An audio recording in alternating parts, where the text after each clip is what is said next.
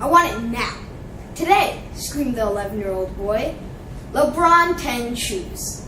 That's what I want. Saying this, the boy skipped breakfast and stomped out to his bus stop. By next morning, breakfast time, the boy was all cheerful because he got his shoes. After showing off his shoes in school, they went right to the corner of the shoe rack.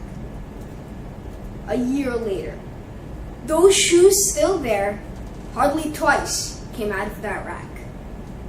That boy, who direly craved for instant gratification, is none other than the 12-year-old boy standing right in front of you.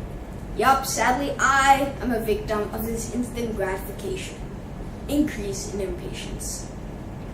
There's a powerful drive toward instant gratification in our society.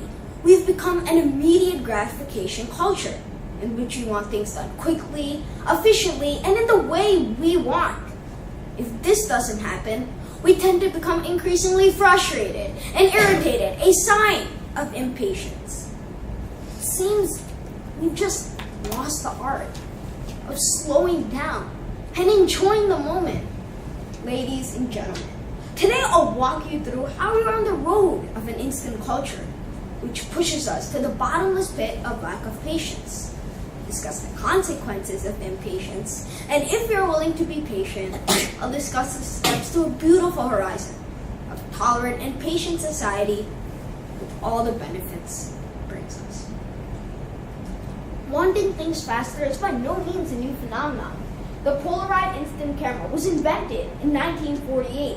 This same year, the first McDonald's fast food restaurant opened. FedEx created its powerful international brand with the 1980s ad slogan, "When it absolutely positively has to be there overnight." The microwave became a kitchen staple, and the plastic squeeze bottle took the anticipation out of pouring Heinz ketchup. The demand for instant results is seeping into every corner of our lives. Retailers are jumping into same-day delivery services. Smartphone apps eliminate the wait for a cab, a date, or a table at a hot restaurant. Movies and TV shows begin streaming in seconds. But experts caution that instant gratification comes at a price, making us less patient. 40 years ago, in one of the most famous studies of instant gratification, children at Stanford University were told they could eat one marshmallow right away or wait 20 minutes to get two. Some simply couldn't resist the temptation. And to be honest, I'd be one of those kids, while others held out longer in anticipation for a bigger treat. Follow-up studies with some of the children as adults revealed the children who waited longer at age 4 scored significantly higher on the SATs, were better educated, felt a greater sense of self-worthiness, coped more effectively with stress, and were less likely to use drugs than those who simply couldn't delay gratification. The Pew Research and American Life Project sums up a recent study about people under the age of 35 and the dangers of their hyper-connected lives, which would sound like a prescription drug warning. Negative effects include need for instant gratification and the loss of patience. Remember the days when waiting for a dial-up phone connection seemed perfectly reasonable and gave you enough time to grab a cup of coffee? Now, if a high-speed internet connection takes more than a couple of seconds, people complain to their internet providers. Ramesh Sitharaman, a computer science professor at UMass Amherst, examined the viewing habits of 6.7 million internet users in a study released last fall. How long were subjects willing to be patient? 2 seconds. After that, they started abandoning. When you get to 5 seconds, the abandon rate is 25%. 10 seconds, half are gone. Although people may save more time or even may be more productive in our accelerated world, the need for instant gratification raises concerns about our work ethic, social interactions, character development, and even our mental health. Some people are so driven by instant technology that they never have time to unplug. They never have time to slow down. They never have time for contemplation and relaxation. We have instant tea, instant coffee, instant pudding. We have all of this so we can eat, hurry up, and then run somewhere else. Every day we have some sort of instant messaging. We have Instagram, texting, cell phone, emails. We have something coming at us all the time. I would love to get an instant top SAT score, but my mom says such thing doesn't exist.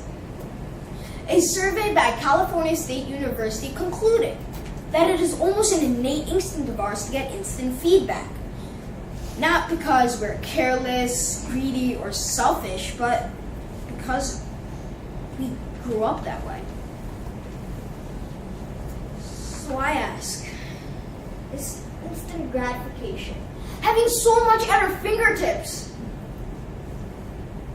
feel gratifying? Instant doesn't bring peace. It develops impatience. Impatience is linked to intolerance, anger, and aggression. Such emotions can raise our stress levels, which in turn can harm our health. A survey by the American Medical Association specifically pointed that impatience is a risk factor for hypertension, even among young adults. A research review by the Federal Reserve Bank of Boston concluded that people who are impatient have higher debt levels.